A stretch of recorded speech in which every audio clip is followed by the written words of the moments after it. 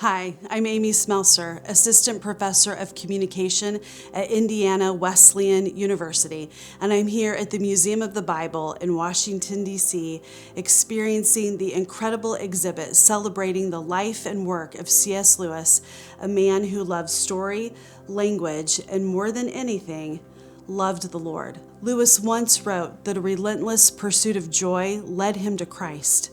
Through literature and culture, he found signposts, glimpses of God's love and character that ultimately pointed him home. For Lewis, literature wasn't just entertainment. It was a window, a way to experience life through someone else's eyes.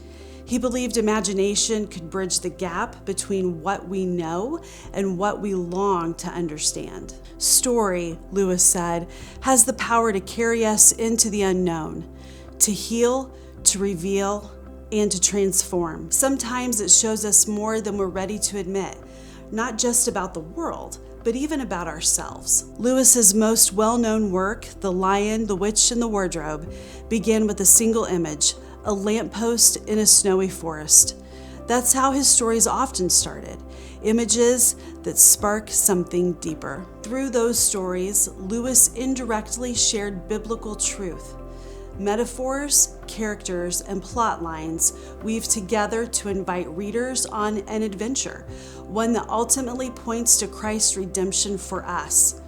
Lewis called it stealing past watchful dragons, those defenses that rise up when truth is delivered too directly. As someone who studies communication and someone who deeply values learning, I'm fascinated by Lewis's approach. His passion for indirect storytelling and his love of both truth and creativity help us explore what it means to be fully human in a rapidly changing world.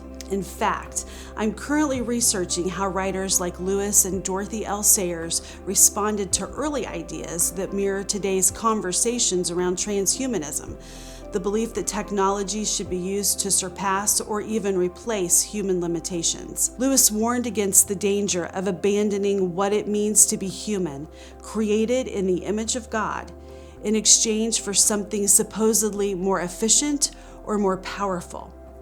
That message feels even more urgent today. That's part of why I'm researching how thinkers like Lewis and Sayers confronted ideas that challenge the value of our God-given humanity. Their work reminds us that our identity isn't something to be upgraded or optimized.